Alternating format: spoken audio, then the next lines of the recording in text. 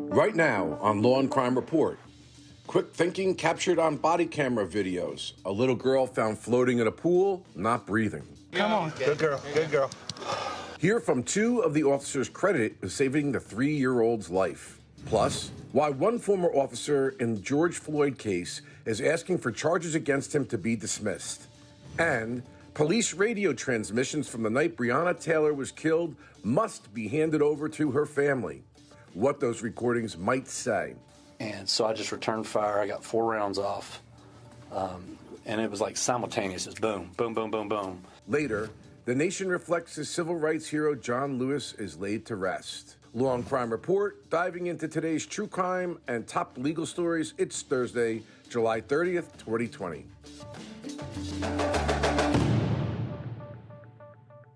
All right, welcome back to the Law and Crime Network. This is the Law and Crime Report. My name is Bob Bianchi. It is July 30th, 2020.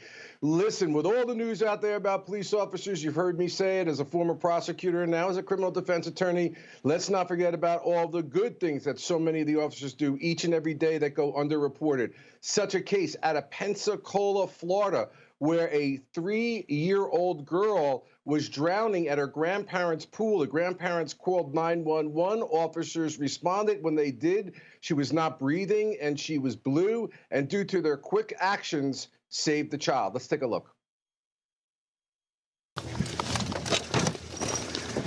Got it?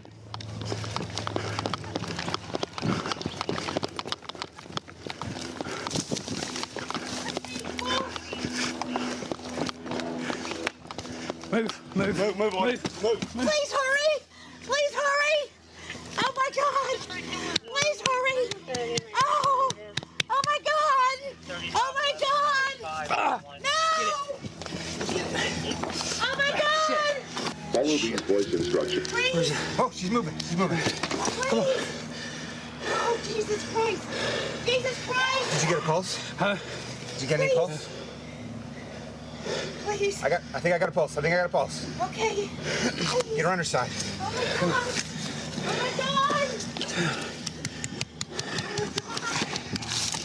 She's moving. Tell him we got a pulse. 185. We got a pulse. Come on. Please, come on! Hey guys, can y'all do me a favor? Whenever EMS comes out, can y'all wave them in here? Yeah. Watch for EMS. It's slowly coming back, yeah. She was definitely blue when we got here. Still see her fingers. Mm-hmm. As far as I can tell, I've tried to do a finger sweep multiple times. I'm not getting anything, just, there we go. Hey, there you go. There we go, come on. Good girl, good girl. Does she got pulse? Yes. She does. Yes, 54 right for Come on, baby. Just sit tight. 54. Does she got a pulse? Any other She does. unit not on scene, stay tonight. 10-4. There we go. Good girl. Come on.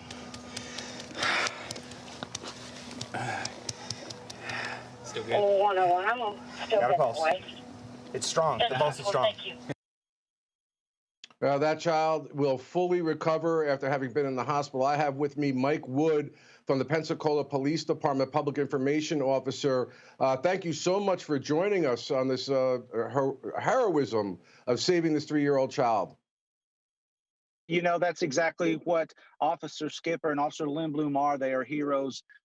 They saved the day there in this little girl, and I regret that they were not available for this interview.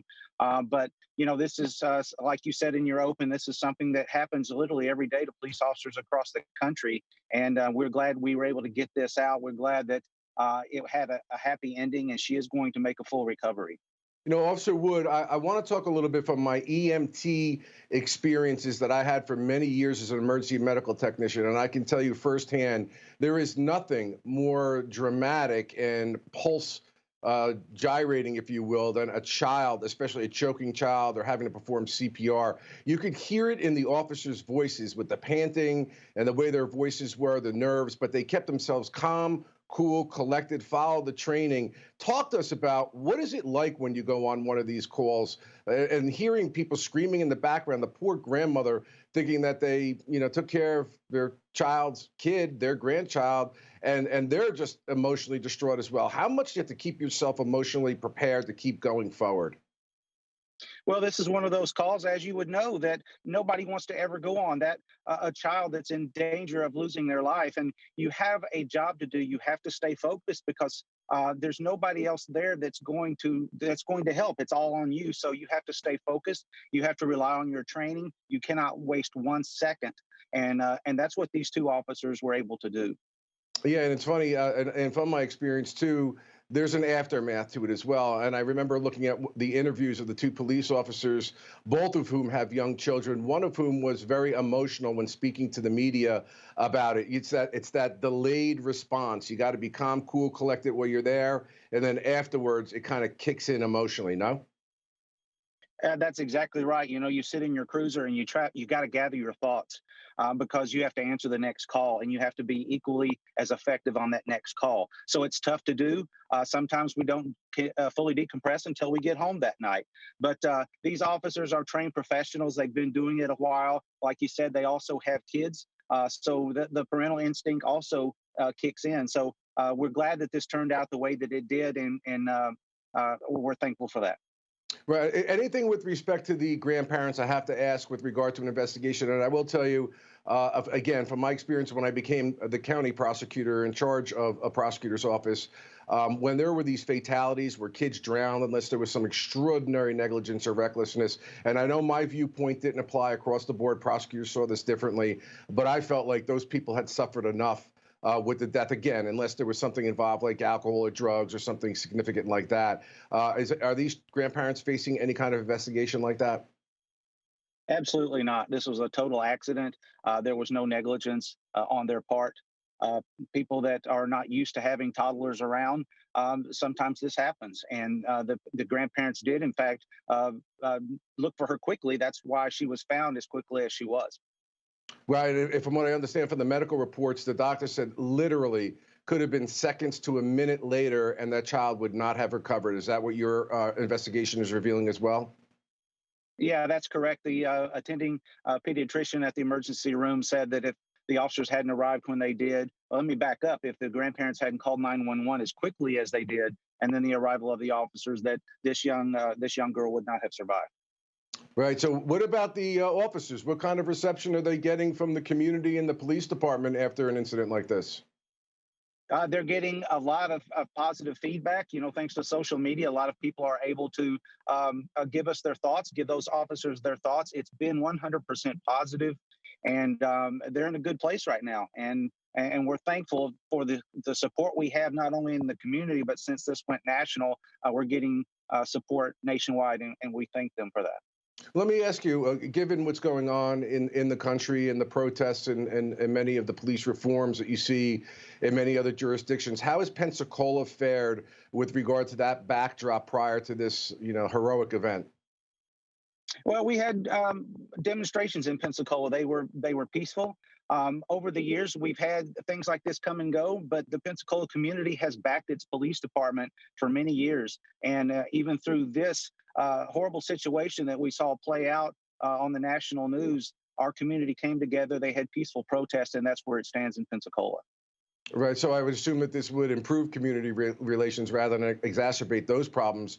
Curious, are your officers trained EMTs? Because I was watching how the officer was performing his actions. He certainly was trained.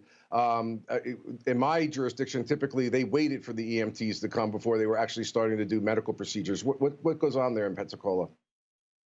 The officers are not trained EMTs, but they are trained on the use of the AED, the defibrillator. And Pensacola is surrounded on three sides by water, so our officers are prepared for water rescues as well as rescue breathing and CPR.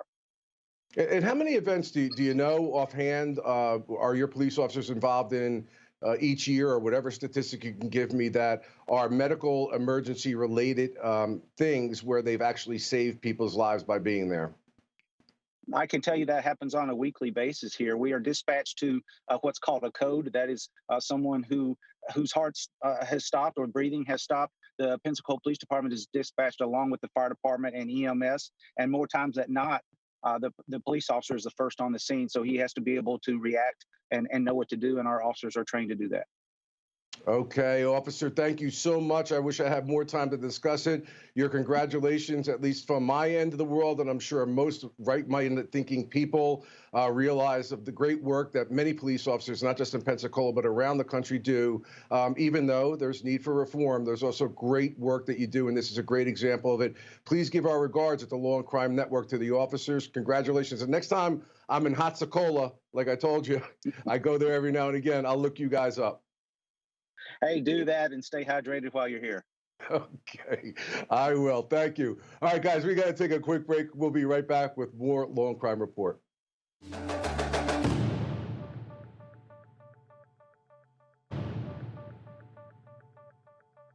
All right, welcome back. George Floyd is back in the news, the case at least. The former officer Thao files a motion to dismiss the charges that have been filed against him by the district attorney, saying they were not supported by probable cause. We're going to have a video of the incident where Thao is accused of standing guard. Now, I've talked about this a couple of times about, and I know people maybe get upset about this, but these are criminal defendants at this point in time, and each one are doing different things. And we're going to do a deep dive. I got some great guests, but let's take a look at the video of Thao at the scene.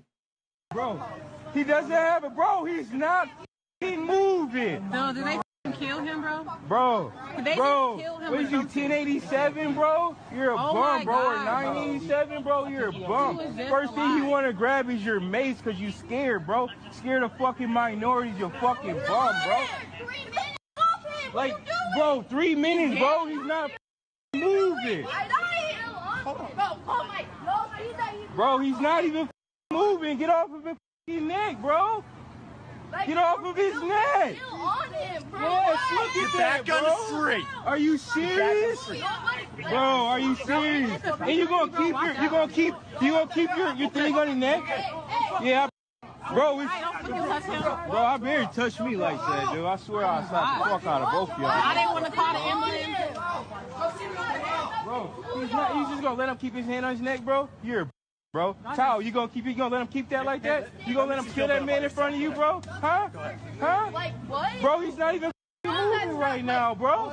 He's not even moving out. This is what it is. We gotta deal with this shit. Bro, They're not gonna help us, bro.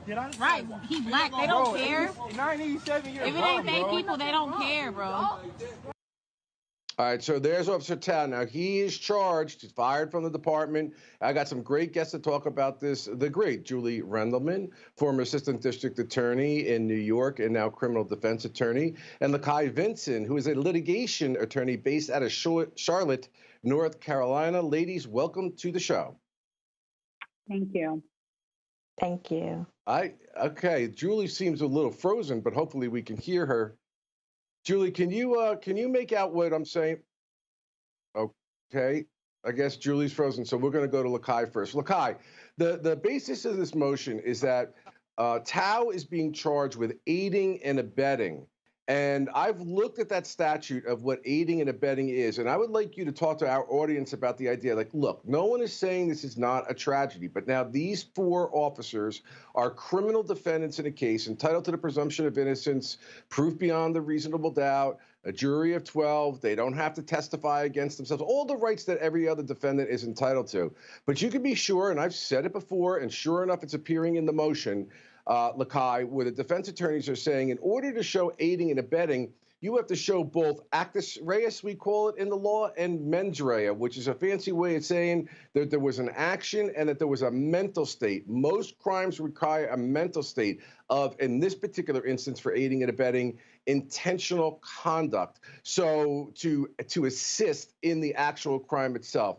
As a defense person or a litigation attorney, what would your thoughts be when you were either if you're a prosecutor looking at this case or a defense attorney about how that applies to the Tou case and its motion? So certainly the defense has to argue that Tou does not have the criminal intent. They would not be doing their due diligence if they did not do so. So I understand why they filed the motion. Do I think that the motion is going to withstand and the judge is going to rule in their favor? Absolutely not. I think that it's obvious that Tou was there. He was standing in front of George Floyd. He was making sure that no one was able to interfere with the activity that was being done or the crime that was being committed against George Floyd, which ultimately culminated in his death. And so I think in terms of questioning whether or not the mens rea is there, it's obvious. The act in which Tou was doing, it wasn't by accident or mistake, but it was intentional. He had the intent to assist or aid and abet with the death of George Floyd. Yeah, well, let me push back on that just a little bit, because we know mere presence at the scene of a crime is not enough. And to aid and abet, as you aptly put out, you have to share the intent to some extent. And I'm just using the euphemistic language. I know Julie had the actual statute, which I was really looking forward to having it read literally. And you have to want that result, for lack of a better expression. Keeping the crowd back is what he was ordered to do. Is the suggestion that had Tou not kept the crowd back, the crowd would have ran over to Chauvin and ripped him off George Floyd? But moreover, how could it be that he would understand that Chauvin is trying to commit a murder? How is he sharing in that purpose? Is the suggestion going to be that that's what Tou himself wanted as well? Number one, sorry for the long question. Number two, I do agree with you that this motion is likely to be dismissed because the standard at this stage of a proceeding is giving all legitimate inferences to the government when you're evaluating, which is a much lower standard than proof beyond a reasonable doubt between 12 jurors. I think he's got an arguable case before this jury. Chauvin is going nowhere. I think Tou does. If you feel to comment on anything I've said.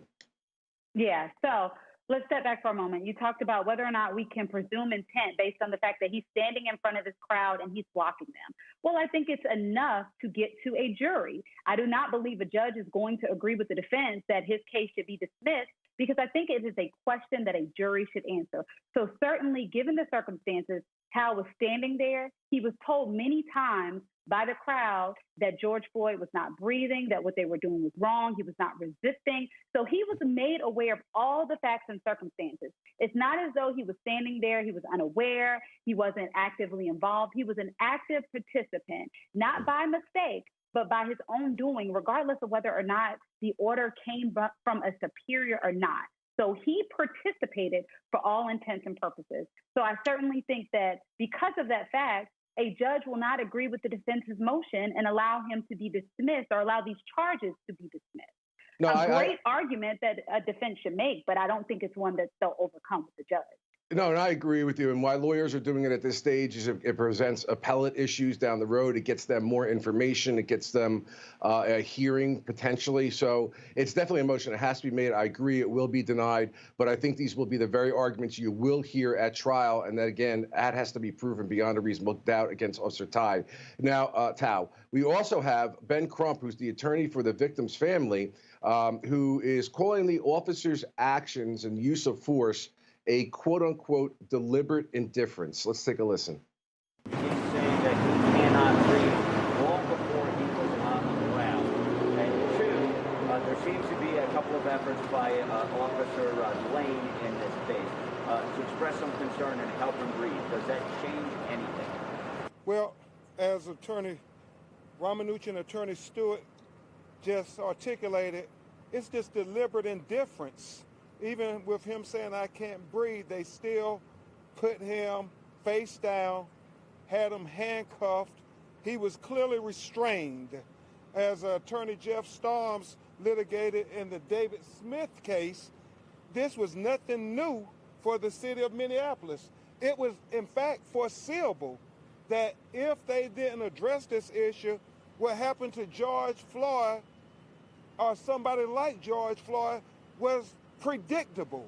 And so these officers who were all trained as first responders, who were all trained to be able to de-escalate situations, what we see on the body cam video and what we hear on the body cam video tells us the policies and procedures that they in fact followed despite what they're going to try to tell us in court that they trained them to do.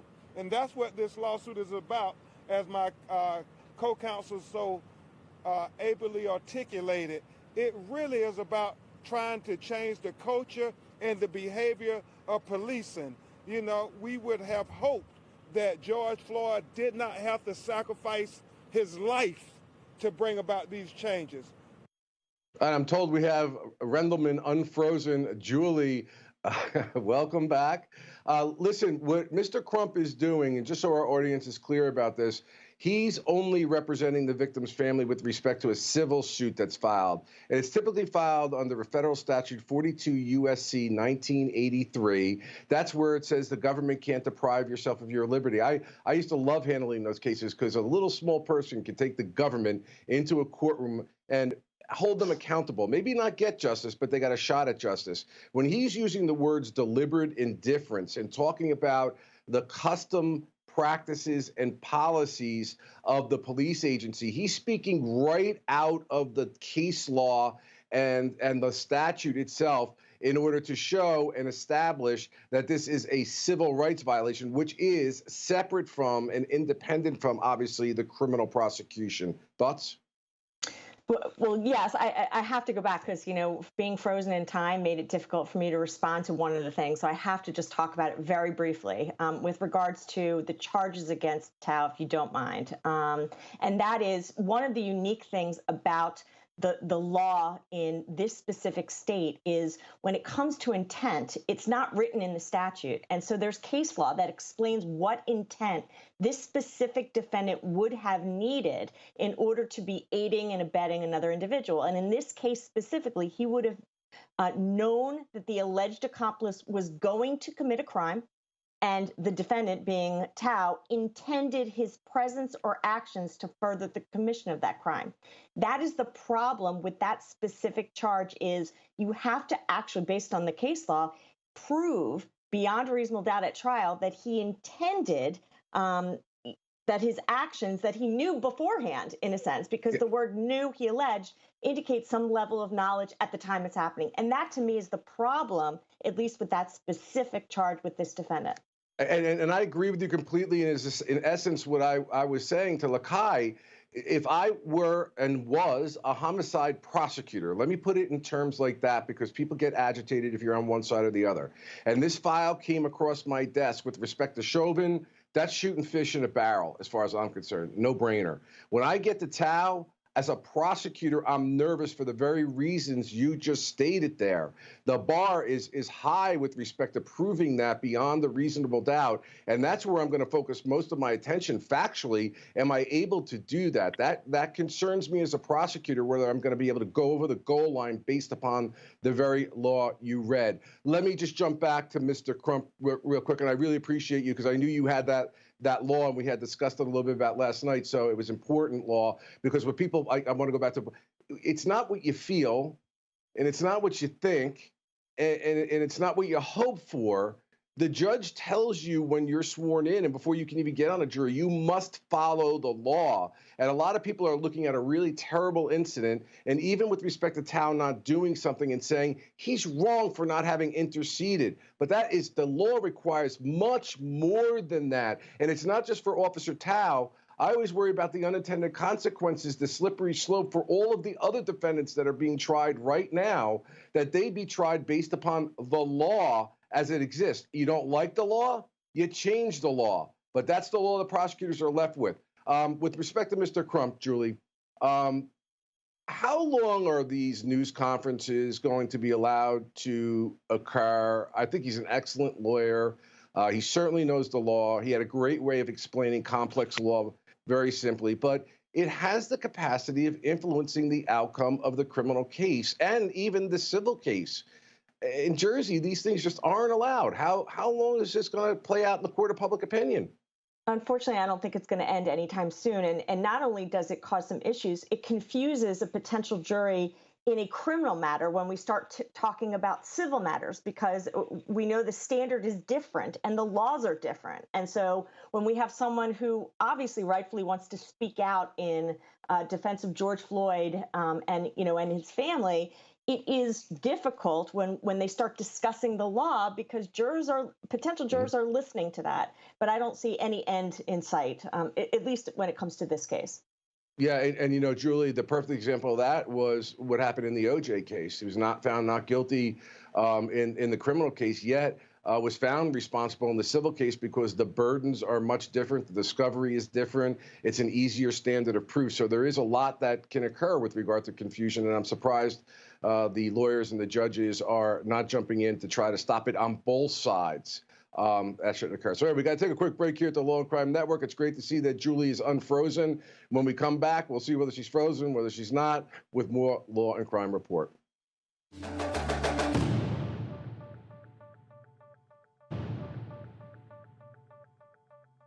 Welcome back to Law and Crime Report. My name is Bob Bianchi. I'm your host. The Breonna Taylor family struck a home run with regard to a motion that they made. There's a civil case that's been filed on her behalf, and they petitioned a judge to get the radio traffic or radio transmissions that were occurring on the night of the incident. As many of you may know, these things would have typically been very, very difficult for people to get, which I have often opined as a former civil rights attorney, makes your job as a lawyer very, very difficult when you can't get crucial information. One, to make sure it's not destroyed or altered, and two, in order to properly assess and investigate your own case, because Breonna Taylor's lawyers have a right to do their own investigation. This lawsuit firing Detective Brett Hankinson after he fired 10 rounds into Breonna Taylor's apartment.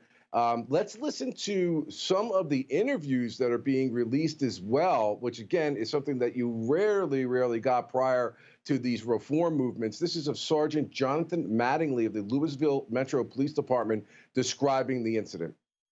At that point, Lieutenant Hoover said, "Go ahead and hit it." So I looked at Mike and said, "Go ahead." So he hits the first time, and it hits right on the door handle and didn't move the door. And every time he hits, people are announcing, "Please search warrant, please search warrant." Second time he hits the good spot, and it almost knocks the door open. I could see the deadbolt at an angle, and I could see a crack in the door leading into the apartment. So I said, "This one's going to go." So he hit the third time, and as soon as he hit the door came open, they're yelling, "Please search warrant, please search warrant." I go to round the corner. I clear the living room on the right-hand side where you can see the sliding glass door.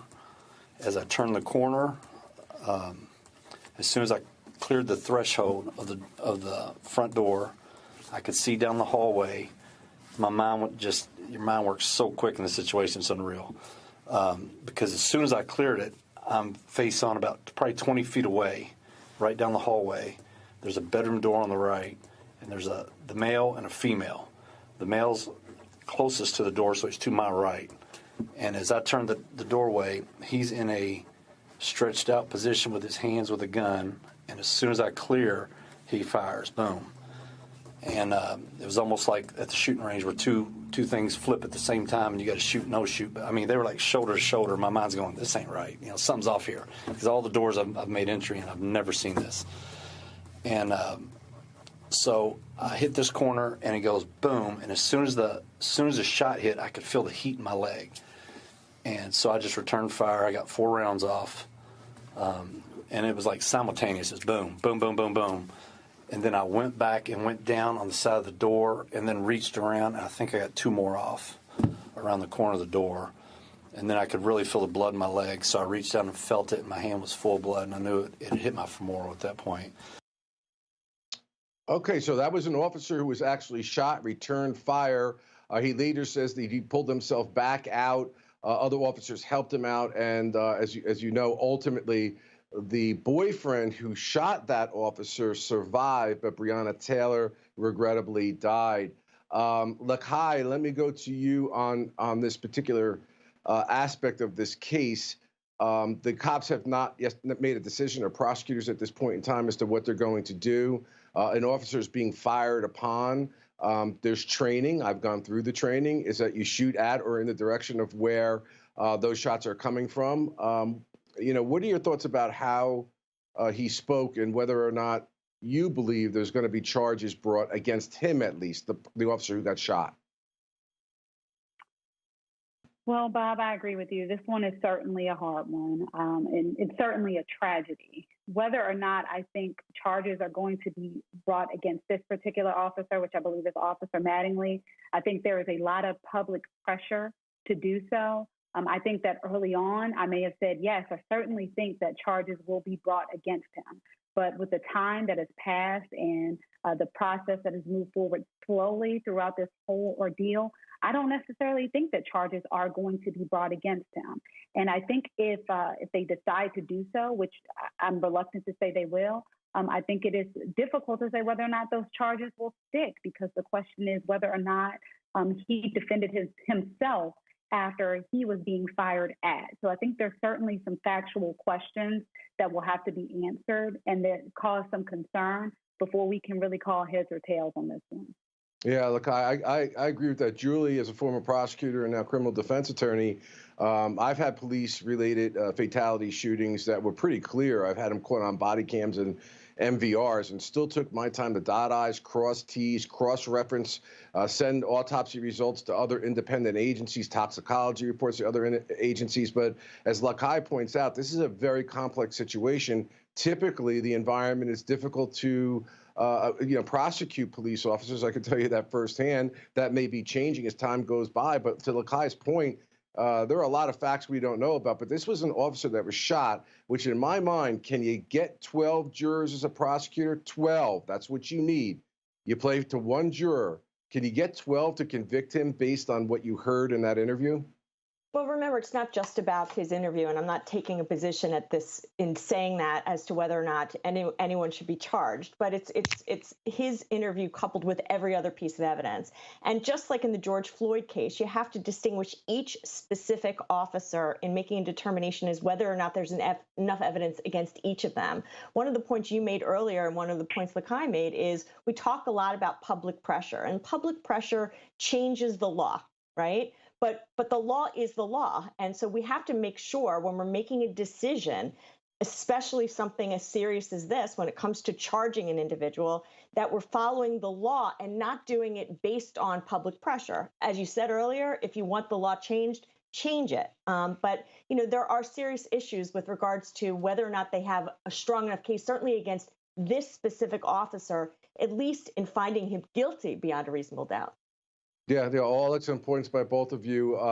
The boyfriend has been speaking out. He was initially charged. Charges have been dropped against him. Let's take a listen. So it's a loud boom at the door. First thing she said was, "Who is it?" No response. So we like, what the heck? We both get up, start putting on clothes. Another knock at the door. She's like, "Who is it?" Loud at the top of her lungs. No response. So I'm like, what the heck? So then I grab my gun, which is legal, like I'm licensed to carry everything. I've never even fired my gun outside of a range. I'm scared to death. So she says that there's another knock at the door. She's yelling at the top of her lungs, and I am too at this point. Who is it? No answer, no response, no anything. So we like, what the heck? We both just see what I have on. Grab the nearest thing. These aren't even mine. These are hers. So we both are just putting on something to go answer the door and see who's knocking at the door. It's late at night.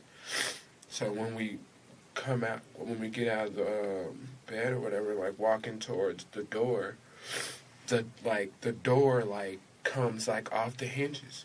So I just let off one shot. I still can't see who it is or anything. So now the door's flying open. I let off one shot, and then all of a sudden there's a whole lot of shots.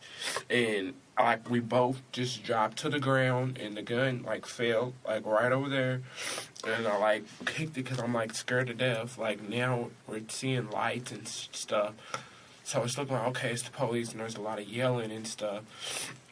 So there's just shooting, we're both on the ground, and then when all the shots stop, I'm panicking. She's right there on the ground, bleeding, and yeah. So that was the boyfriend's interview with police. Lakai, something that is of interesting note to me, as a trial lawyer, we look at every single fact and we look at it from our position, then we look at it from the adversary's. That's why lawyers are nuts. We look at about if we were adversaries, what we would be saying, and then we go back to ourselves how we would counteract that argument. But this was a no-knock warrant. That's true. There was an issue in the beginning as to whether or not the police identified themselves and did knock or not knock. Now, in the interview that you just saw before, it was a very lengthy interview. The officers were saying that we decided, even though it was a no-knock warrant, that we were going to knock and announce our presence, it being the police, because they didn't think the boyfriend that was there. They just thought it was Brianna that was there.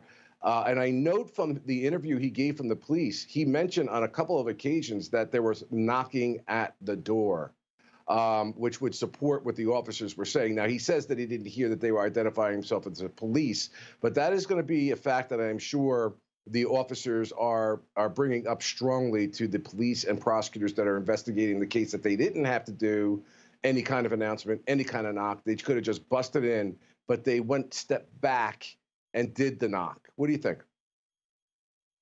So I think it certainly helps the officers that they have the boyfriend saying that he heard a knock at the door. The question is whether or not the knock was the officers actually knocking on the door, or was it them trying to force themselves into the door?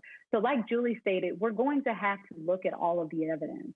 Unfortunately, we don't have any video cam where we can see exactly what happened, but there have been interviews of the neighbors that question whether or not they heard the officers announce themselves.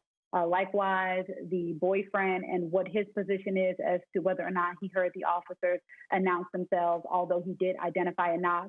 So there's certainly going to have to be a look at the totality of the evidence to see if it supports the officers' position about what they did and whether or not they indeed took a step back before they invaded Breonna Taylor's home. Yeah, Julie, you know, I just was never a fan of these no knocks or entries in the middle of the night, for the very reason that if it would have happened to any one of us and we were startled, I'll tell you what, if somebody were doing that in my home, there'd be a weapon out. And if they came up there and I didn't know who they were, there'd be a problem. You have the right to be able to protect your home. Julie, if you can, based on your experience as a prosecutor, why isn't it that we can't execute these search warrants when the surveillance shows that there's nobody inside the home, and you can do it hopefully without any kind of interaction like this? Like, these things are so dangerous. I've been in the briefings when they're going through how to do tactical entries. They're dangerous by definition. So I agree with you. I think you have to keep in mind, let's talk about what the reasons are for the no-knock warrant. The reasons are usually when you have sometimes a dangerous individual that you can't track down, so you know they're in the home. That might be a scenario where you don't want to warn them, or where you know drugs are in the house, and so you don't want to give them a chance to either throw them out the window or flush them down the toilet. I think, you know, when we talk just specifically about the Breonna Taylor case, you know, we do have to distinguish with the fact is whether or not they announced themselves, whether or not they knocked. The law in terms of no knock meant that they didn't have to do any of those things. And so that's the number one issue in this case, because that seems to be the biggest problem. And so if that's the problem, then that's the part that needs to be fixed. Obviously, there were tons of mistakes along the way, and eventually they'll have to decide whether or not those mistakes were criminal. But it begins with the no knock warrant. And that's not on the police that got there. That's on the way the law works in that state. Yeah, again, excellent points by both of you. And I will note, in fairness, I did at least see one or two interviews of people that lived in that area that said that they did not hear the police announcing that they were coming in there. So those are facts that are going to have to be fleshed out. And again, if the prosecutor is going to be charges, they got to be able to prove them beyond a reasonable doubt. Excellent commentary, guys. Listen, we got to take a quick break, but when we come back, the legendary civil rights hero, John Lewis, we'll talk about him.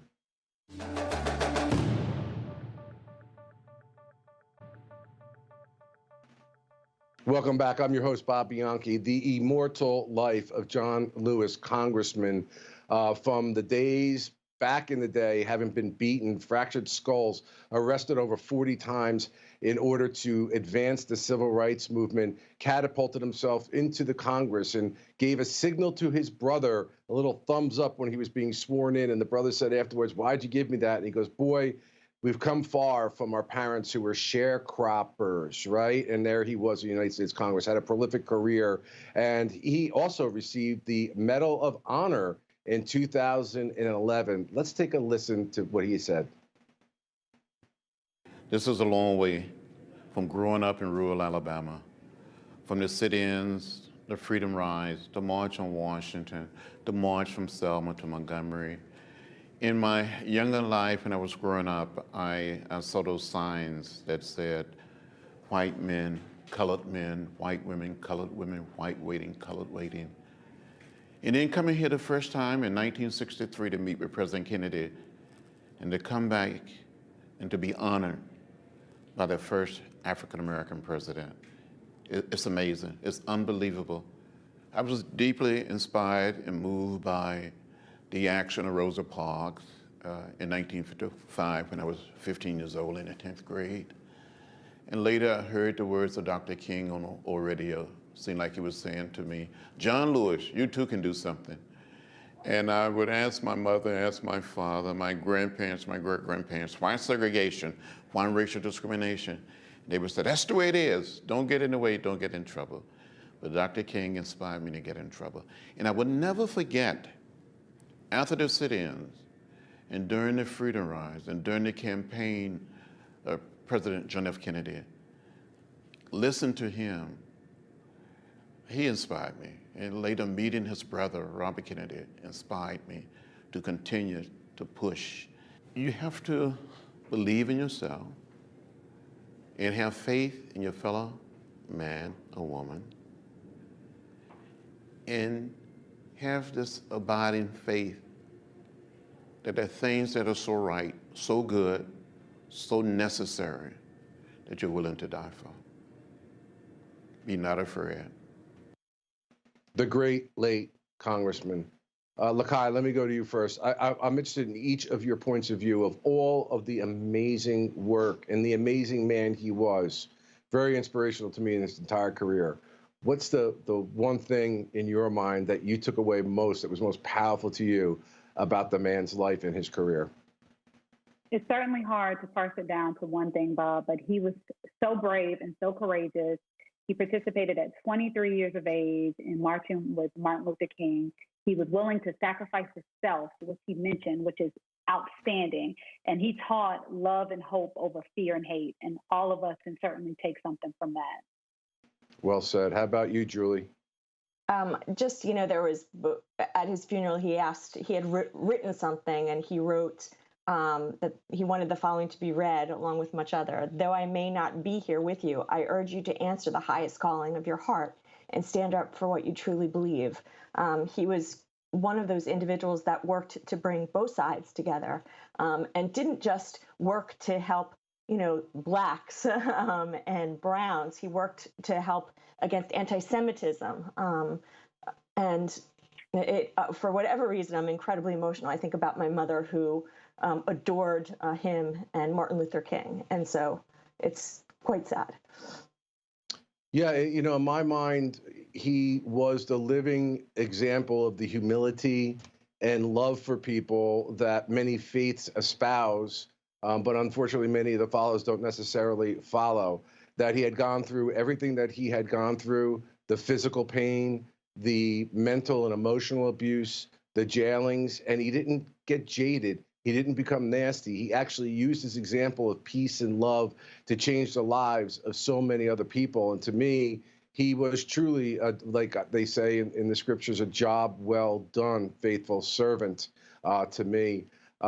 Guys, is there a replacement for John Lewis? And I don't mean literally. Who's the next John Lewis in Congress that can bring some hope to us that we can come together again as a country? Julie? You know, I'm sure there's a young man out there or woman who can never take his place, but at least present the ideals that he did and get people to listen. Lakai, what are your thoughts in 35 seconds as to who is that person? And will his message that Julie read as he was dying, will it be heeded? Is this a pivotal moment in our history?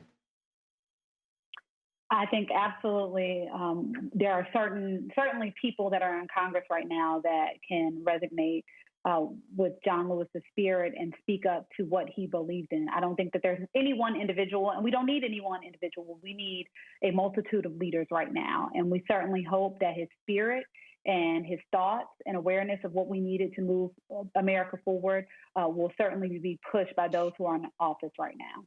You know, I kind of look at it, guys, like John Lewis kind of embarrassed people, not meaning to be. He is the reflection of what I'm sure many people wanted to be, but just can't bring themselves to be there because of partisanship. So God bless John Lewis for everything that he did. And we hope that there's another John Lewis and a lot more John Lewises. I'm done for now. I'll be back next Monday. Have a great weekend.